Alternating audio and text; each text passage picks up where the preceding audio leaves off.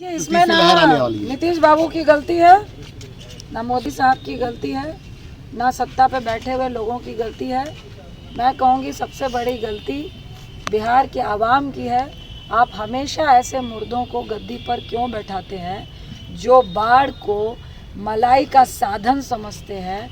चूँकि मैं कोशी से आती हूँ, मैंने सुपौल में उस विभीषिका को देखा है। कुशा का जब बांध 2008 में टूटा वो देखा है, जब 2016 में टूटा तब देखा है। और मंत्री, संतरी, प्रशासनिक पदाधिकारी मज़े ले रहे होते हैं, हंस रहे होते हैं और उनको लग रहा होता है कि अब लोग मरेंगे, अब लोग घर से भागकर पेड़ों में और बांध में जाके शरण लेंगे और हम उनको 25 किलो अनाज देके फिर वाहवाही लूटेंगे। तो इसमें गलती किसकी है? आखिर क्यों नहीं जनता उन लोगों को भगाने का काम करती है, वहाँ से हटाने का काम करती है और उनको क्यों नहीं कहती है कि हम भीख मंगे नहीं हैं, हमें 25 किलो अनाज नहीं चाहिए।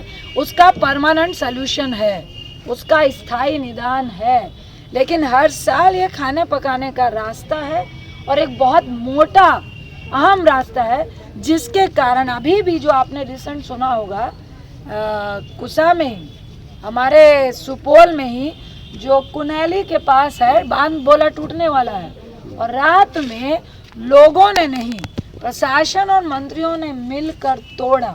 और उसके बाद आनन फानन में आप इस बात को जानिए और मीडिया के माध्यम से इस बात को लोगों तक जरूर पहुंचाया कीजिए कि जब भी बाढ़ आपदा से रिलेटेड कोई भी काम होता है, बांध को बांधने का काम होता है, रिलीफ का काम होता है, आप देखते होंगे कि पकोपाइन पाइप डाल रहे हैं, तो ये विदाउट ऑडिट होता है। आपके जिला में पैसा आया है अंत्योदय का, अन्नपूर्णा का, वृद्धा पेंशन का, सपोज कीजिए कि 50 करोड़ आया है बांटने के लिए, इमीडिएट अगर बांध टूट गया तो विदाउट ऑडिट उसमें से 25 करोड़ निकाल के 2 दिन में बांटने के लिए दे दिए जाते हैं। तो ये खेला हम लोगों ने बहुत देखा है और ये बिना ऑडिट के बांध तोड़ा ही इसलिए जाता है कि चलो साल हो गया, फलां को 50 लाख कमाना है, फलां को 5 करोड़ कमाना है और मंत्री को पहुंचाना है, बांध टूटा है केवटी में, बड़ी वाली कुर्सी को भी पहुंचाना है। ये खेला होता ही। देखिए, जो मौसम विभाग हो और मौसम के तहत अपनी नैया पार करते हो, उनके बारे में आप क्या हमसे पूछेंगे?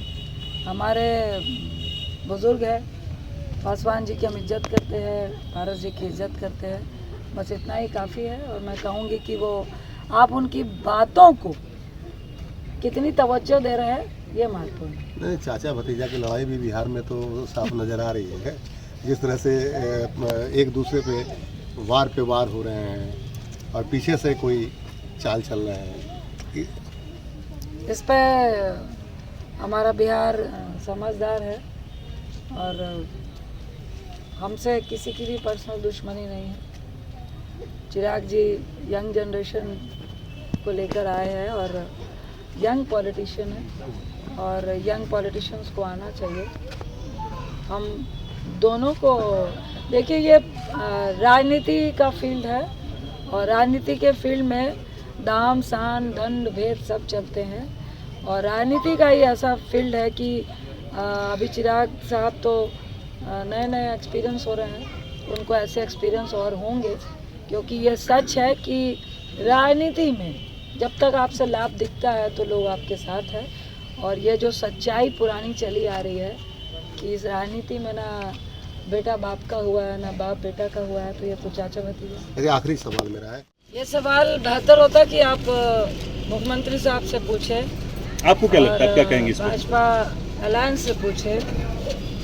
केस के बारे में बात नहीं हो रही है उनकी एक बेल टूटी है जो बेलेबल सेक्शन है और बेल टूटने में लगभग 3.5 महीने होने जा रहे हैं। तो निश्चित तौर से हम कोर्ट का पूरा सम्मान करते हैं, न्याय पे विश्वास रखते हैं, लेकिन 100% षड्यंत्र के तहत उनको जबरदस्ती रखने का काम किया गया है। और निश्चित तौर से सरकार के मजबूत लोग जो अपने मंत्रालय में फेलियर थे, उन्होंने ये काम करवाया है। निश्चित तौर से आवाम देख रही है, जनता देख रही है, लोग देख रहे हैं और बहुत जल्द आप सच्चाई के बादल को घेर सकते हैं, लेकिन बहुत देर तक बादल छिपा के नहीं रख सकते हैं। सूरज को उगना है तो वो उगेगा ही। और लेकिन जो उन्होंने स्थिति पैदा करवाई है और पप्पू जी को जिस तरह से उन्होंने रखा है, वो स्थिति सबके सामने है। पहले कोरोना में सरकार का फेलियर दिखाना और अब आधे बिहार में बाढ़ है। मुझे लगता है वो चैन की सांस ले रहे हैं, क्योंकि पप्पू जी बाहर नहीं है तो उनका पोल खोलने की शायद, मुझे अनफॉर्चुनेट भी लगता है कि बिहार में ऐसे नेता क्यों नहीं है, विपक्ष क्यों नहीं है जो ये दिखाए बताए कि भाई क्या स्थिति है। तो यही एक महत्वपूर्ण कारण है कि लोगों के बीच में बार बार उनका फेलियर ना पहुंचे। तो ये एक महत्वपूर्ण कारण और षड्यंत्र है। और जो भ्रष्टाचार और जो चोरियां लगातार सरकार में रहकर इनके अपने ही लोग करते रहे हैं, वो चाहते हैं कि उनका पोल ना खुले और वो सरेआम भ्रष्टाचार और चोरियां करते रहे। बोलेंगे कि कुछ दिन के बाद आपको शायद पता चले कि आपको भी बेच दिया गया है और आपको मालूम ही नहीं है, क्योंकि देश के प्रधानमंत्री हैं, हम लोगों ने उनको कुर्सी में बिठाया है और अपना नेतृत्व करने के लिए दिया है। प्रधानमंत्री का मतलब होता है कि आप अपने घर को संभाल रहे हैं। अब घर को, आप अपने घर को आप चाह लें कि भैया हमको किराए पे दे देना है, अपना घर बहुत हो गया अपना, अब हम किराए पे चढ़ाते हैं, हमारे बाल बच्चे भी किराए पे चढ़ जाएं और हम 2 लाख रुपए लेके खुश हैं। तो आज देश के हालात ये हैं कि ट्रेन से लेके एयरपोर्ट से लेके सड़कों से लेकर बड़ी बड़ी जो हमारी पुरानी पुरातत्व बिल्डिंग है उनको तक किराए पे चढ़ाया जा रहा है और कहा जा रहा है कि हमारे पास पैसे नहीं है इसलिए हम उसको 6-6 साल की लीज पे दे रहे हैं। मुझे लगता है इससे ज़्यादा शर्मसार बात इस देश के लिए नहीं हो सकती है। लेकिन ये सिर्फ शर्मसार करने वाली बात ही नहीं है, इसमें कुछ पूंजीपति, जो बार बार राहुल गांधी जी कह रहे हैं, कुछ पूंजीपतियों की प्लानिंग को अमली जामा ये भाजपा सरकार और मोदी शाह पहना रहे हैं। अच्छा मैम, सीपी ठाकुर ने भी विरोध किया। देखिए, मैं कहूँगी कि ये मुख्यमंत्री साहब को निर्णय लेना है और जातीय मतगणना की बात बहुत पहले से चली आ रही है।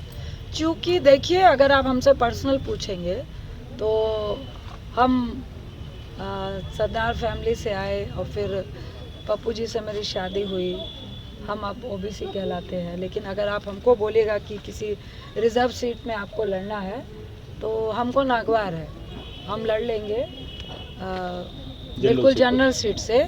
लेकिन जो सिचुएशन है बिहार की, उड़ीसा की, उत्तर प्रदेश की, जो खासकर हिंदी भाषी आप प्रदेश कहेंगे उनकी, और दलितों की और अति पिछड़ों की, तो जो उनको न्याय मिलना चाहिए, जो अधिकार मिलना चाहिए, वो शायद कहीं ना कहीं कुछ लोगों की साजिश के तहत उनके साथ गलत होता है, जिसके तहत ये बात आ रही है कि जातीय मतगणना होनी चाहिए।